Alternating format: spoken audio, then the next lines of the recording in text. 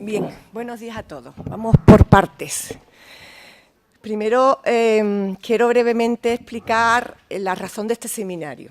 La Universidad de Cádiz pertenece desde 2011 a la Red Internacional de Universidades Lectoras. Para aquellos que quieran conocer esta red, tiene una página web que es universidadeslectoras.org, que es un conjunto de casi 50 universidades europeas, iberoamericanas y también rusas, que se han adherido este año pasado, preocupadas fundamentalmente por trabajar en torno a los hábitos de lectura y los hábitos de escritura desde la universidad y entre el ámbito universitario, por una sencilla razón, porque probablemente la lectura y la escritura sean dos actividades que políticamente, socialmente, educativamente y en los últimos años se han cuidado, no siempre es suficiente, pero bueno, en mayor medida, en los ciclos primarios y secundarios, y que como que se supone que cuando los alumnos llegan a la universidad ya tienen un nivel suficiente y por tanto se abandonan en pro de materias específicas que tienen que ver con la especialización de las diferentes carreras. Lo que quiere hacer la red es establecer un espacio dinámico entre los futuros profesionales y la sociedad. Entre otras cosas porque la escritura y la lectura son dos procesos que están estrechamente interconectados, que tienen que ver con la capacidad crítica, que tienen que ver con cómo uno se expresa ante el mundo y cómo el mundo conoce o accede a lo que uno piensa y que están en la base esencial del pensamiento crítico. Esa es la preocupación que nos mueve a todas las universidades miembros de la red a organizar actividades por todo el mundo cuyo eje central sea la lectura y la escritura en cualquiera de sus ámbitos, teniendo en cuenta además que lo que necesitamos son futuros profesionales que sean capaces de interactuar de manera versátil con la sociedad y necesitamos estar estrechamente ligados a una sociedad que ahora mismo está muy ligada a las nuevas tecnologías, muy ligada a la multiculturalidad y que por tanto genera discursos diarios muy complejos. El año pasado, bueno, el seminario lleva tres ediciones. La primera edición se dedicó, como no podía ser de otra forma, porque fue en 2012, se dedicó a la Constitución de 1812 y, por tanto, se tituló Lectura sobre la Constitución de 1812, donde se analizaron los discursos generados desde 1812 hasta la actualidad en torno a todo lo que tenía que ver con formaciones de discursos distintos, políticos, sociales, culturales, etcétera. La segunda edición se dedicó el año pasado a las políticas de lectura, es decir, cómo motivar, cómo generar, cuál era la necesidad de generar socialmente y culturalmente políticas de lectura, dejando además una perspectiva que nos parecía interesante, que es cómo generarla desde nosotros, es decir, desde la sociedad, quizás no esperando a que hubiese grandes apoyos institucionales, porque no siempre lo hay y es lamentable, pero es así. Y nos parecía que era necesario que este tercer seminario se centrara en la escritura. Lo he dicho antes, creo que la lectura es una forma de conocer al otro, pero la escritura es una forma de darnos a conocer al otro. Y son dos procesos que van estrechamente interconectados y que necesitan de un adiestramiento vital que no descansa, es decir, que no para en ningún momento de nuestras vidas. Creo que todos generamos a diario discursos, seamos o no profesionales de la enseñanza, seamos o no profesionales de las humanidades. Es un error pensar que la cuestión de la escritura y de la lectura es algo de letra, es un absoluto error, y de ahí vienen mayoritariamente los principales problemas que actualmente tenemos en la sociedad, esos informes PISA, que dice que la sociedad en general europea, no solamente española, tiene deficiencias en la competencia lectora. Se ha abandonado socialmente, culturalmente el valor de la lectura y de la escritura y del entrenamiento de la escritura y, por tanto, este seminario lo que va a abordar son aspectos que tienen que ver con eso. El seminario, como pueden ver por el programa, tiene tres partes fundamentales. La primera estaba un poco dirigida también al ámbito de la comunicación y de la retórica, porque la base de todo pensamiento, la base de cualquier pensamiento crítico es la argumentación, y la argumentación no es más que una operación, un ámbito donde lo que se hace es crear ideas a partir de discursos y, por tanto, generar discursos de distintos ámbitos. El éxito que actualmente tienen el marketing o el coaching, etcétera, etcétera, no son más que versiones de lo que siempre se ha analizado desde el punto de vista retórico y desde el punto de vista comunicativo del discurso persuasivo, el discurso que tiene una intención, el discurso que tiene que convencer a alguien, el discurso que tiene que traer a alguien a tu terreno para hacer que ese alguien adopte una actitud y tenga una idea sobre cualquier tema, y por tanto ese es el punto de partida, y a partir de ahí lo que se planteará el día de hoy. Mañana estará enfocado desde un punto de vista más didáctico. Tendremos a profesionales de la didáctica, de la lengua y de la literatura para analizar, digamos, cómo se enseña o cómo se puede mejorar la enseñanza o la docencia respecto a la escritura y a la lectura, teniendo en cuenta además que presentaremos el Centro de Escritura de la Universidad de Cádiz, que es una iniciativa que se ha ido formando a partir del Servicio General de Biblioteca y que creíamos que era una unidad esencial para fomentar y para consolidar las prácticas de escritura y lectura entre nuestros universitarios. Y el último día está dedicado a la escritura literaria, como pueden ver con el programa, con la presencia de escritores que nos van a hablar de cómo construir discursos literarios. ¿Qué hemos intentado hacer? Hemos intentado que durante estos 3 días veamos cómo podemos potenciar nuestra capacidad para construir discursos, para comprender discursos que son de distinta índole, que se forjan, por tanto, de manera diferente, pero que tienen finalidades comunes en tanto que quieren persuadir a un lector, quieren convencer a un lector o quieren transmitir ideas a un lector. Es decir, estamos en un curso fundamentalmente basado en la comunicación y en cómo construir discursos eficaces para la comunicación. Brevemente, para no retrasar, todas las personas matriculadas en el curso tienen acceso a ese campus virtual. Ahí tienen textos que los ponentes me han ido facilitando, que conviene que lo lean o al menos le echen un vistazo antes de las sesiones. Bueno, en el caso de hoy no, pero para los próximos días, porque ellos van a hablar sobre esos textos, van a utilizar esos textos. Hay un foro por cada uno de los días para que todos los participantes podáis o bien formular preguntas, porque nuestros ponentes en la mayoría de los casos van a estar aquí los 3 días, y si no, yo se lo traslado y luego traslado vuestras consultas o las respuestas que dan a vuestras consultas, y sobre todo porque me interesa que esos foros generen un diálogo entre los asistentes, de tal manera que el curso no sea solamente una serie de conferencias que los oyentes escuchan, sino que se genere ese diálogo para generar discurso crítico en esos foros del campus virtual. Aquí están los 2 alumnos colaboradores, que ellos dinamizarán además los foros y el proceso del curso. No están, he puesto su foto para que los reconozcáis al principio del curso. Y a efecto, digamos, de intendencia, para aquellas personas que piden créditos computables por el curso, hay unos criterios de evaluación que son muy sencillos. 100% de asistencia, una memoria del curso y participación en el campus virtual.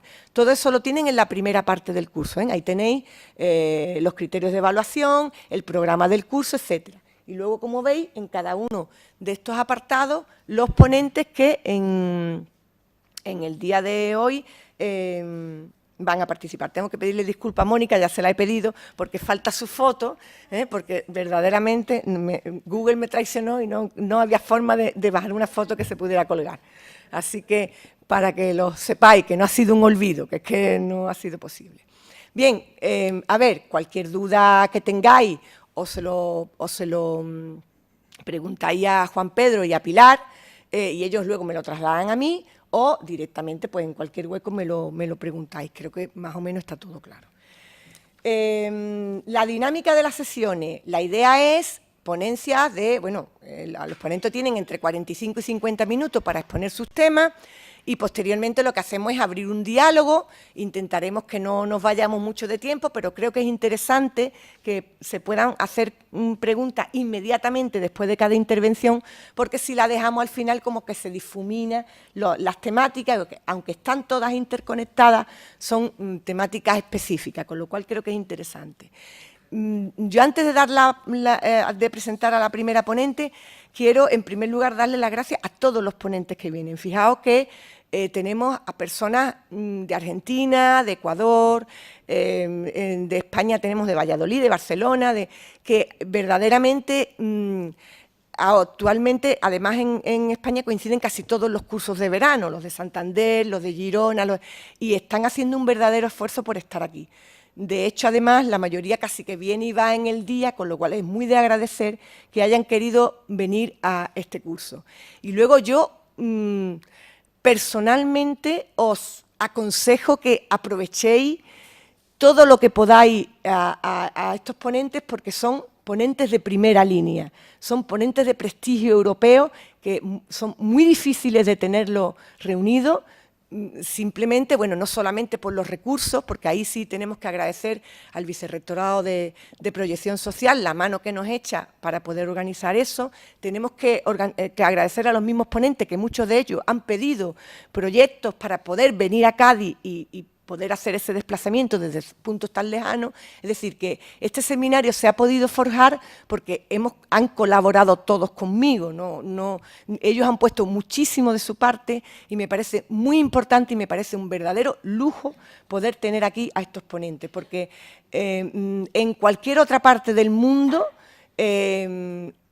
tendrían, es decir, muchísimo interés y no solamente eso, podrían pasar años intentando reunir un elenco de ponentes como los que tienen este curso. Así que yo, sinceramente, os pido que lo aprovechéis y que disfrutéis de todo lo que vamos a tratar aquí en estos días, sobre todo pensando que estamos hablando de que nosotros somos los que construimos discursos, nosotros somos los que hablamos en la sociedad, que no hay que esperar que alguien te diga qué es lo que tenemos que hacer o no, que nosotros tenemos que tener nuestro propio discurso, nuestro propio posicionamiento y nuestra propia actitud ante lo que pasa a nuestro alrededor.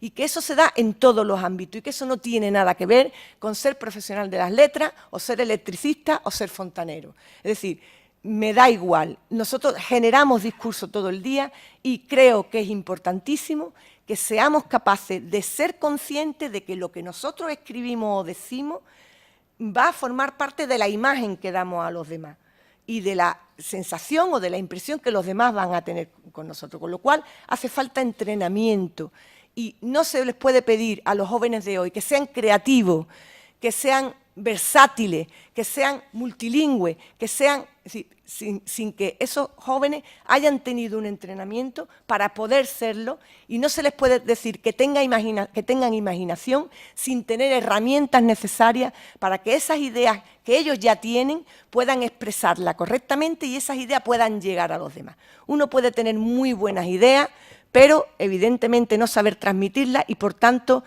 sentirse frustrado porque va a crear una empresa o tiene un proyecto y como no lo ha expresado correctamente o no ha pensado cómo hacerlo eficaz, ese proyecto se lo deniegan. Y eso se llama eficacia comunicativa y de eso trata este curso. ¿De acuerdo? Bien, pues sin más preámbulo, Martina, por favor, voy a presentar a la primera ponente, que es Martina López Casanova. A ver, la ponente argentina, ponte allí, porque así manejas la presentación, ahora te la abro. Pertenecen, como podéis haber visto, bueno, Martina también ha coordinado el seminario conmigo, pertenecen a la Universidad General Sarmiento. A mí me interesó muchísimo, muchísimo del trabajo de Martina y de sus colegas,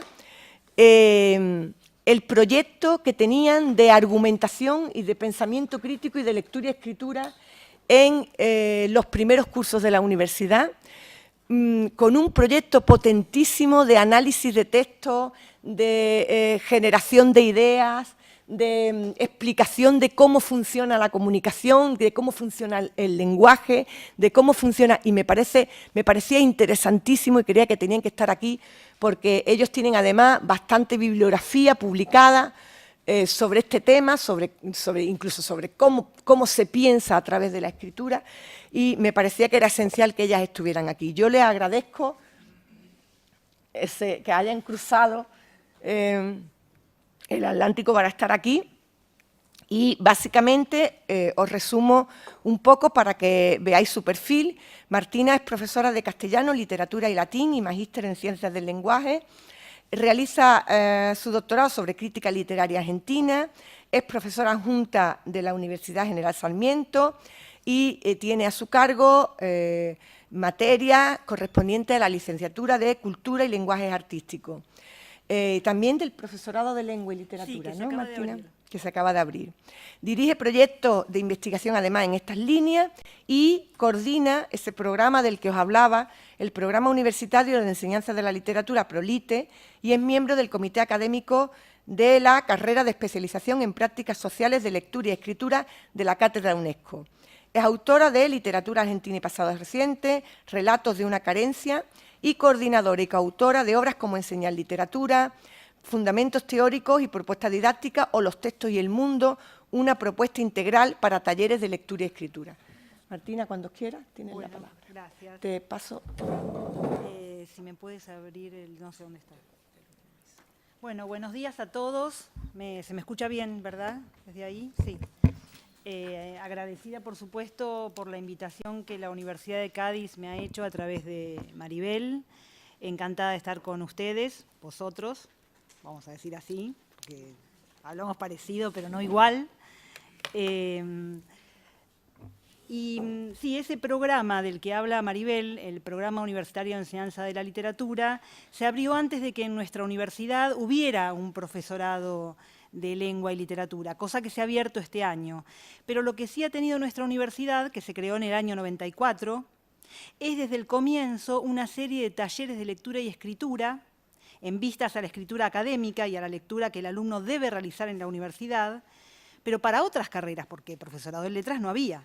Es decir, la universidad cuenta con un taller masivo para todos los aspirantes a todas las carreras, en calidad de curso de ingreso, digámoslo así, con otras materias también, además de ese taller, y luego un taller en primer año también para todas las carreras, en el que se profundizan algunas cosas que se vieron en términos generales en el ingreso.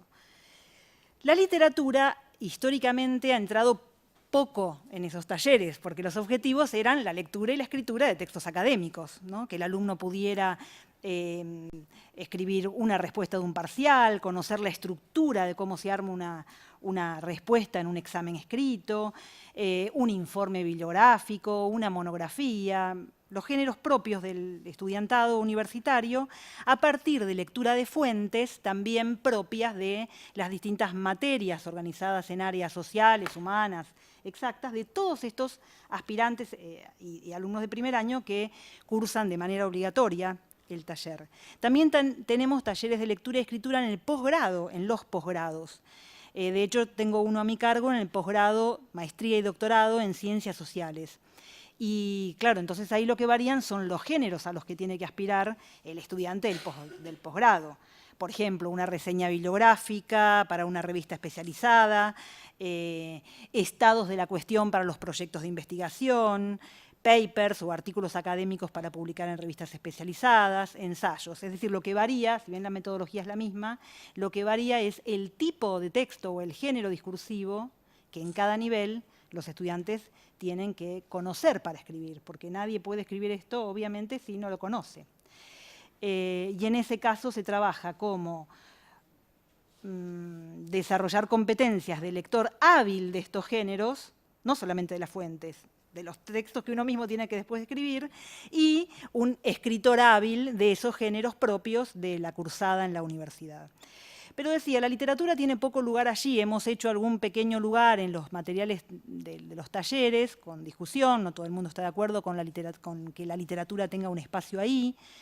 Y luego se abrió una carrera en la que yo dicto 2 materias, licenciatura en Cultura y Lenguajes Artísticos, que son 2 literaturas, no para profesores en letras ni licenciados en letras, sino para un perfil profesional más amplio que puede pensar la actividad cultural desde la gestión política. Y ahí las literaturas tienen un lugar. Y ahora se acaba de abrir un profesorado en letras en el quedó la introducción, está a mi cargo la introducción a los estudios de la literatura y alguna materia que vendrá más adelante. A pesar de que la literatura no ha tenido un lugar de preferencia en estos talleres que ya son históricos, mi camino es tratar de incorporarla porque soy una convencida de que potencia habilidades de lectura y de escritura también en la medida en que se conozcan sus distintos niveles de los textos literarios de complejidad retórica, ¿no? Lingüística incluso, no solamente ideológica o estética o cultural, sino lingüística. Bueno, mi trabajo de hoy entonces no tiene que ver con esos talleres de lectura académica, sino que se centra en una categoría que para mí es fundamental a la hora de pensar cómo leer y cómo escribir. Pero no es un tema que estemos dando en los talleres, ¿sí? Es un trabajo que tiene en cuenta una categoría para mí fundamental, que es esta categoría de tramas, que está allí en posición inicial en el título de mi exposición. Tramas. Para abordar esta categoría, paso por las diapositivas como, a ver, primero viendo, porque si no... ¿Con este? ¿No está? Sí, porque le tiene que dar otra vez. La tecnología es terrible. Bueno. Para que su error sea perfecto, este inicio era para mí, no para César. No me aparecía el texto. Bueno, yo que soy bastante ignorante en el manejo de estas cosas, estas máquinas, lo uso como si fuera un pizarrón o una fotocopia. Lo que no estoy repartiendo en fotocopias o lo que no escribo en el pizarrón está aquí, ¿no? Pero no sé hacer esas cositas lindas de que aparezca. Cuando desaparece ya es para que su error sea perfecto. Entonces, para empezar con la exposición, he tomado un cuento muy breve de Jorge Luis Borges, este cuento que está allí, La trama. Es solo eso el cuento, esos 2 párrafos, no hay más, no es un fragmento, es la totalidad. Por supuesto, ahí trama no es una categoría teórica, pero me sirve para ver de qué modo va a hacerlo, ¿no? Tomar la conceptualización de Borges ahí de la trama y después ver un poco en qué sentido me interesa esta categoría teórica para hablar del leer y el escribir. Lo leo. Para que su horror sea perfecto, César, acosado al pie de una estatua por los impacientes puñales de sus amigos, descubre entre las caras y los aceros la de Marco Junio Bruto, su protegido, acaso su hijo, y ya no se defiende y exclama: «Tú también, hijo mío». Shakespeare y Quevedo recogen el patético grito. Al destino le agradan las repeticiones, las variantes, las simetrías. 19 siglos después, en el sur de la provincia de Buenos Aires, un gaucho es agredido por otros gauchos y, al caer, reconoce a un ahijado suyo y le dice con mansa reconvención y lenta sorpresa, estas palabras hay que oírlas, no leerlas, pero che, lo matan y no sabe que muere para que se repita una escena.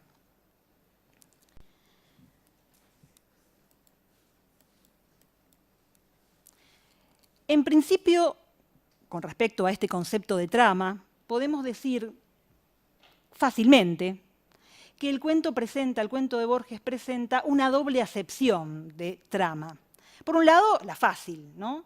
La argumental. Lo que se repite es una escena. Ahí hay una trama de asesinatos, de parricidios. César, asesinado por Bruto, el gaucho, asesinado por su ahijado. Que este gaucho muere, como dice Borges, para que se repita una escena. La trama es esa repetición de escenas, de una escena, la del parricidio, con algunas variantes. Al destino le gustan las variantes y las simetrías, dice el narrador. Esa es la trama sencilla, fácil, la que todo el mundo, todo lector puede advertir.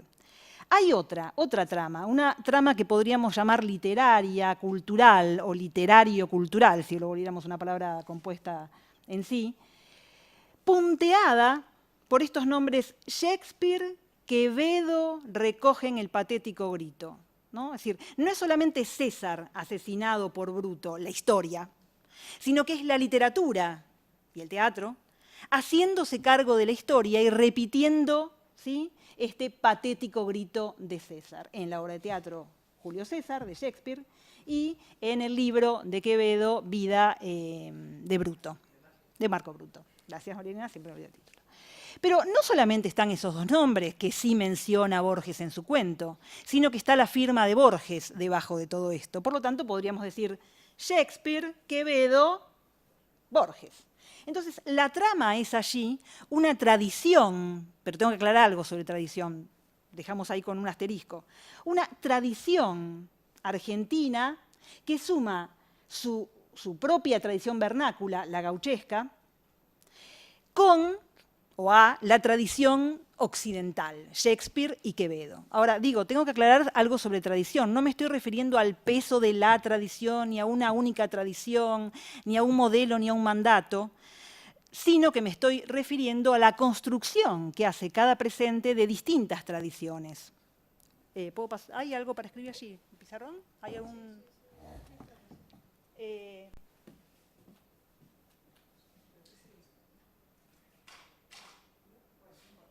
Digamos que en lugar de pensar, a ver, si tuviéramos dos polos, el pasado y el presente, tenemos dos modos de pensar la tradición. El pasado que influye en el presente con el peso de las tradiciones, ahí el que es activo es el pasado, es cuando hablamos de la influencia de un autor sobre otro. El que viene con la carreta, digamos, es el pasado e impacta sobre el presente. O, como propone Raymond Williams, pensar que el polo fuerte, el polo activo, no es el pasado, es el presente. Que toma del pasado lo que le interesa, selecciona, dice Williams, Raymond Williams, en Marxismo y Literatura, selecciona del pasado lo que interesa, constituye hilos de tradiciones en plural, algunas emergen, otras caen, para que el individuo, el sujeto de ese presente, pueda tener un lugar. Entonces toma, pesca del pasado, aquello y lo otro, que le permiten luego tener un lugar donde insertarse. Eso es lo que hace Borges en esta segunda trama literaria cultural. Toma, pesca del pasado, a Shakespeare y a Quevedo, y luego el tercer elemento de la trama literaria y cultural que él arma es Borges, ¿no? Lo cual implica gauchesca, literatura argentina, esa que habla del conflicto del hombre y la pampa, del hombre en la soledad de la pampa, lo que implica también el conflicto del hombre, de ese hombre, y la ley, de un mundo que le es advenedizo en todos los sentidos, en el natural y en el político. Esa gauchesca del duelo, del conflicto, de la relación entre personajes, es la que Borges va a empalmar con el asesinato de César, porque 19 siglos después un gaucho cae traicionado por su ahijado. No es solamente una cuestión de argumento, aquella muerte, esta muerte. Es una cuestión de tradición literaria. Aquellos autores, este autor, Borges. Es decir, que la trama pasa a ser entonces una construcción, en este sentido, ¿no? Una construcción de un presente que selecciona del pasado algunos hilos para tejer un lugar en el cual ese sujeto del presente se puede ubicar, con toda la legitimidad que ese pasado le otorga, ¿no? Le otorga Shakespeare, Quevedo, Borges. Es una construcción. Uno podría ver, vuelvo, insisto, redondeo, rápidamente la trama del argumento. Ah, muerte por aquí, muerte por allá, una trama, una repetición de escenas. Pero lo que me interesa mostrar es una trama de construcción de tradiciones que le sirve a Borges para insertarse e insertar una tradición local, argentina, en una occidental, o considerada incluso universal en algún caso. Esta es otra cita de Borges, de un ensayo que se llama El escritor argentino y la tradición, que aparece en el libro, es más larga la nota que el fragmento. El ensayo se llama El escritor argentino y la tradición, está publicado en el libro Discusión, que es un libro de 1932. Sin embargo, este ensayo es posterior, es de la década del 50, habría salido de una clase que dicta Borges, pasa primero a un artículo de la revista Sur, una revista muy importante de la Argentina, que ya está cerrada, pero que se abre en la década del 30.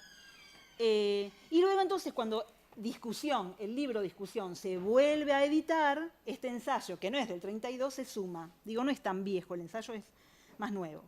La trama es de un libro de 1960.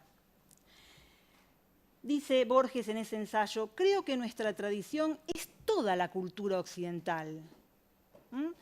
Frente a esa dicotomía de si lo localista y lo nuestro o lo extranjero, que sería lo europeo para nosotros, frente a esa dicotomía de fijémonos en nuestras raíces autóctonas, qué sé yo, lo vernáculo, o los modelos extranjeros, Borges dice, nuestra tradición es toda la cultura occidental y creo que tenemos derecho a esta tradición, un derecho mayor que el que pueden tener los habitantes de una u otra nación occidental. Borges también acá, como en la trama, se inscribe ¿ven? Acá lo explicita porque es un ensayo, se inscribe en una tradición que no es solamente la gauchesca, la pampa, el mate, ¿no? Es decir, somos parte de una cultura occidental. Y en otro texto bellísimo, en el que habla de un poeta nuestro también, Carriego, dice que Carriego en un momento, Carriego que admiraba la poesía francesa, en un momento se dio cuenta Carriego de que el universo también estaba en su patio de Palermo y que no había por qué buscarlo en París, ¿no? Es decir, es el drama de los autores latinoamericanos que han tenido siempre el modelo de lo externo, pero que han resistido de distintas maneras. La manera más cuadrada, digamos, es decir, no, lo extranjero no, miremos nuestros antecedentes que son precolombinos. Y la de Borges es bastante más interesante, es una alternativa dialéctica que junta los dos modelos y se inserta en la tradición por derecho propio. Y es un derecho además al que no solamente tiene acceso o tendría acceso un escritor como Borges o los intelectuales, sino todo el pueblo, ¿no? Borges está reclamando una tradición para los argentinos, no solo para el escritor como augura el título. Y esto va a ser retomado por distintos críticos. Pasemos ahora al concepto de trama como categoría. ¿Una categoría en qué tipo de estudios? En los estudios culturales y en la historia cultural. Tomo dos textos, uno de los cuales pasé en PDF allí. Pero bueno, como mis limitaciones son extremas, no pasé solamente ese artículo que está allí citado, Clio Revisitada, que es un artículo de la revista Punto de Vista, una revista argentina que se crea en 1978 y se cierra en 2008, 30 años de revista. Este artículo es del 86, más o menos unos pocos años después de recuperada la democracia en Argentina, después de la dictadura militar terrible que tuvimos. Yo lo que subí, decía, no es el artículo suelto, sino que es todo el ejemplar de la revista, que es un PDF entero. Y bueno, entre la página 23 y la 26, ahí nomás 3 paginitas, está este artículo que estoy retomando. Y el otro, puse en lo que mandé un link, donde está se puede encontrar en internet, un capítulo de este libro de Carlos Altamirano. Es un libro que se editó en 2006 y luego se reeditó en 2013, es una versión ampliada, se llama Intelectuales, Notas de Investigación sobre una tribu inquieta, es el agregado del 13. Y hay un capítulo, digo, que es el que linkeé ahí en eso que les mandé, que se llama Contextos. Entonces, estos dos textos, el de Sarlo y el de Altamirano, me van a permitir presentar este concepto de tramas, ya no desde la literatura, Borges, no desde el campo literario, Borges, sino desde el campo de la crítica y de la historia. Algunas ideas que tomo de Clio Revisitada. Como ustedes saben, ustedes vosotros saben, Clio es la diosa de la historia. Y luego de la dictadura militar argentina, el estructuralismo había ganado el aula universitaria y los sujetos y los contextos desaparecían en la teoría y en la crítica porque lo que se miraba eran en los textos.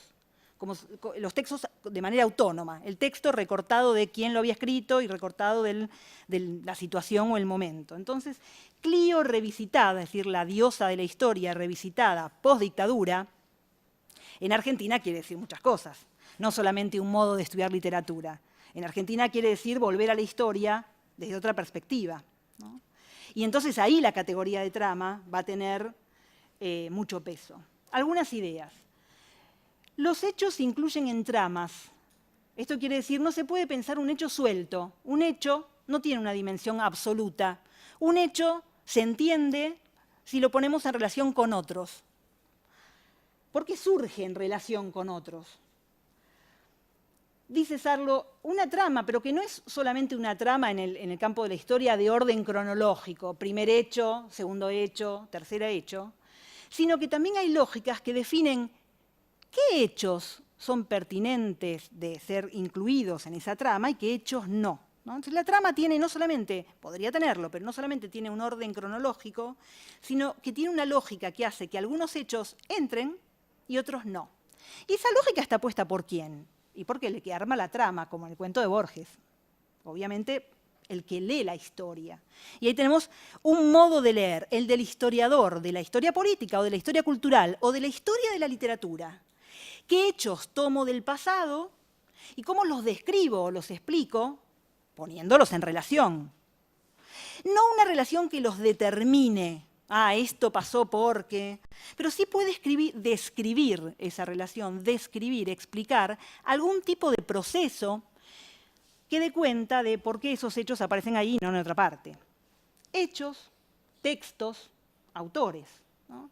Ya no sería entonces la historia un inventario de siglo tanto, tal cosa, siglo tanto, tal otra, sino una relación que me permita entender por qué de esto se pasa esto. Una relación, una trama.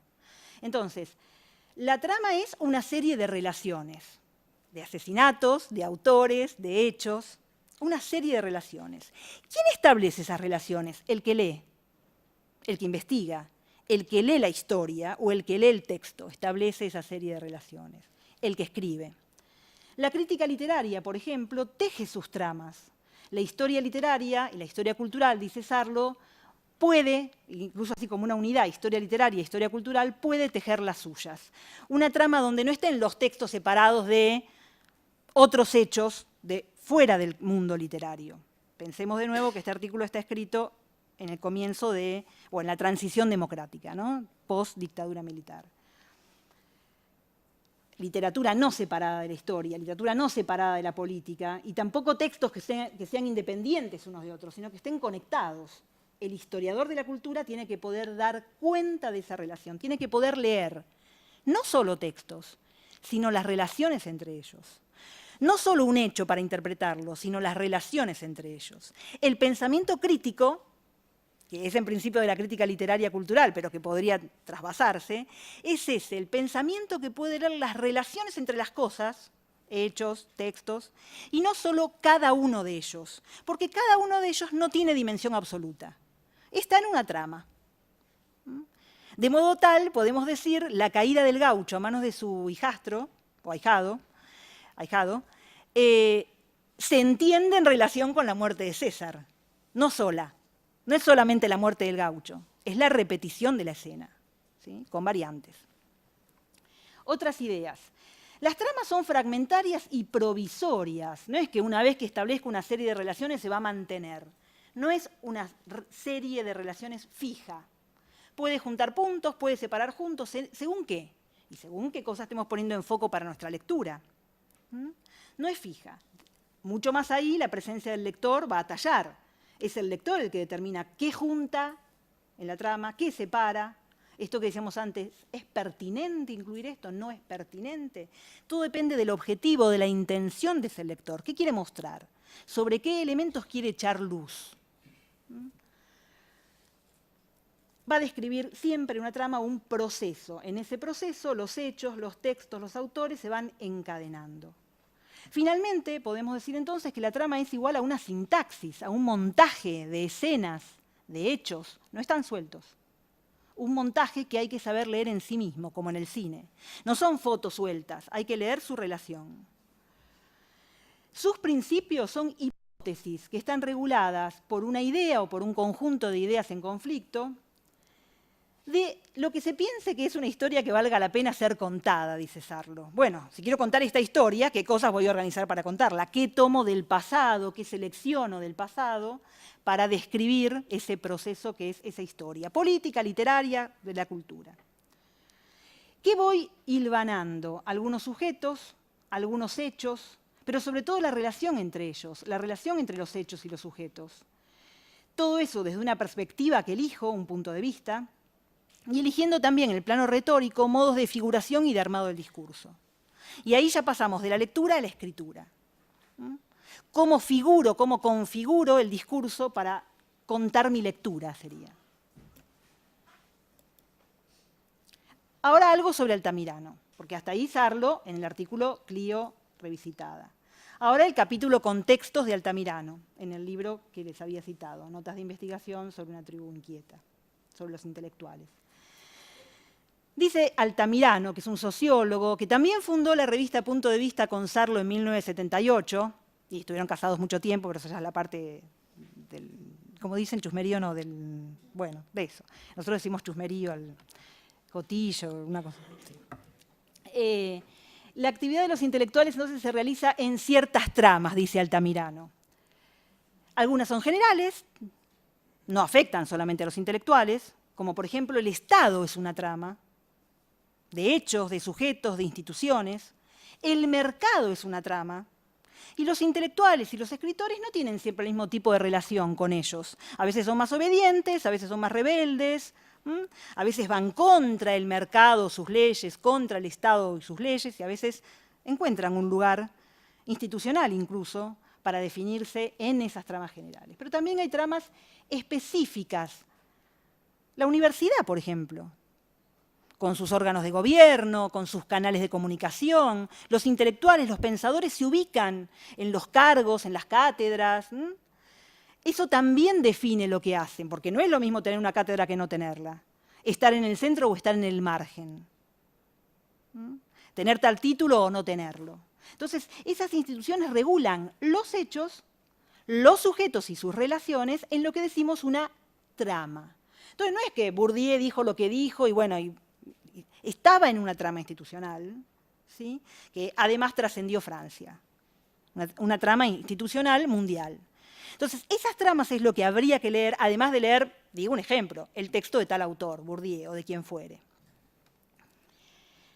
Esas tramas específicas son las instituciones, entonces, como la universidad, pero también los movimientos o las revistas en las que los intelectuales y los autores publican. Pero también hay tradiciones en el sentido que explicaba antes, una tradición configurada de un presente, tradiciones de los intelectuales y tradiciones literarias, tradiciones de las ideas, digamos. Tradiciones de las ideas. Para Altamirano, estas también son tramas, las tradiciones intelectuales. Miren, entonces ya no es una idea que un autor toma, sino que hay un conjunto móvil, movedizo, de ideas en el que el autor se inscribe y de allí, entonces, toma lo que le interesa y lo reelabora. No repite. Al destino le gustan las variantes, no solamente las repeticiones. Varía para decir algo que le interesa decir en el presente.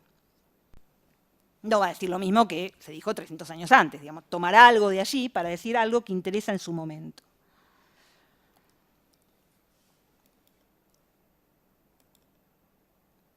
Entonces, con Borges tenemos la figura que ya la tradición ha recogido, la tradición literaria en Argentina, y no solo, ha recogido así como una especie de símbolo, la figura doble del lector. Borges decía, soy mejor lector que escritor, pero bueno, no le creemos mucho.